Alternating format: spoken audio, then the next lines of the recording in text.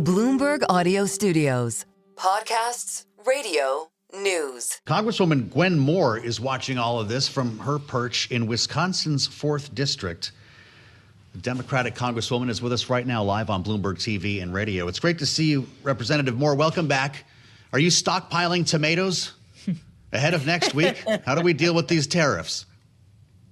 Well, I tell you, I do have a tomato plant outside my back door, just in case. You're doing it right, apparently. How concerned are you about the impact this could have on Wisconsin, of course, a major agriculture state, a major dairy state, as we enter a whole new level of trade war, it seems, with Canada? Well, of course, I'm very concerned. Years ago, I asked my youngest granddaughter where food came from, and she said, pick and save. So I got worried then. The whole food supply chain is going to be disrupted. Everything from farmers planting their foods to actually people who will need and rely on SNAP. And so this will affect grocers, people who have jobs bagging groceries, the inflation, the cost of groceries, and our farmers. And the only way that this president seems to be able to address these things is to try to provide a subsidy for agriculture workers, or to declare that he is not going to deport Mexican migrants who might be working as agricultural workers. This is a real big stretch in terms of saving our economy and lowering costs.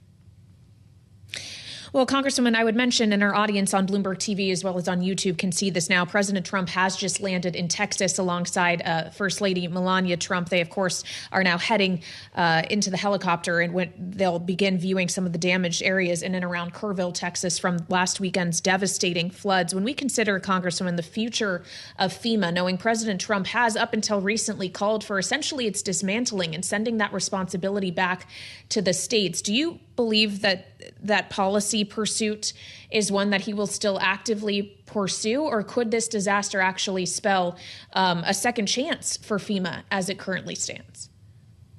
Well, I guess I wish I could predict what President Trump was going to do, because I would not have predicted that FEMA would have been destroyed when we have seen time and again, whether you believe in climate change or not, the environment be shifty, cause tornadoes, all kinds of 500-year weather conditions.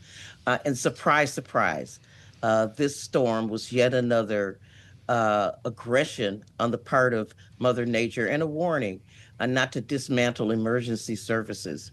I heard President Trump say, I wouldn't have even blamed Joe Biden for this. But I'm telling you that there's nothing like preparedness, and nothing like being able to reach people on several different platforms to warn them to escape. And so I think that it's fine for him to be there with his wife. That's where any president should be. And maybe it's better late than never.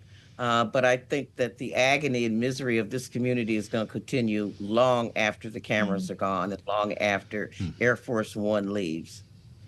Well, it is pretty heartbreaking to consider 170 people still missing, Congresswoman. Texas is one of many states that has seen an influx in ICE raids. Of course, Texas is a border state and is no stranger to immigration security here. But I want to ask you about some of the raids that we have been seeing, in many cases by unmarked and masked individuals who are purportedly with ICE, or sometimes it's hard to tell, Border Patrol, Department of Homeland Security. You just signed a letter urging ICE to not deport undocumented victims of crime. Did you hear a response from the federal government, from the administration on this? Is there anything your office can do to help them? No, the response is hopefully forthcoming. There's nothing more frightening to me than think of someone throwing a bag over my head and dragging me away. This is so un-American to not announce which law enforcement agent you are, demonstrating your badge number and that you have the authority to take people into custody. This is very chilling. And I think it's being done deliberately to replicate the tactics of authoritarian regimes. This is totally unacceptable, and it defies people's uh, uh, I'm not an attorney, but I would think that if you need a warrant, you would at least need to disclose who you are as a law enforcement person. This is totally unacceptable. Well, Congresswoman, when we consider ICE will be getting more funding along with Customs and Border Patrol due to the One Big Beautiful Bill that just passed and all the various components in it, with the passage of that bill, with the potential passage of now a rescissions package that could very well happen in the Senate, do Democrats have any incentive to deal with Republicans for a government funding deal? Well, we always have an incentive to do our job if we're allowed to do our job. The thing about the package now is that it's the largest border bill that we have seen in history. And I don't know that it's always directed at the right equipment. Democrats have long been for more electronic surveillance, more human beings to actually evaluate and separate the sheep from the goat, as it were, at the border. We have always erred on the side of more border security, but the building the optics of, putting people, surrounding them by alligators. This is a costly. It costs so much money to, the optics. Like Alcatraz, for example, it costs more money than it's worth in terms of incarcerating people. I think that the overkill is not only bad for people's personal rights, but for our budget. All right, Congresswoman, we appreciate your time.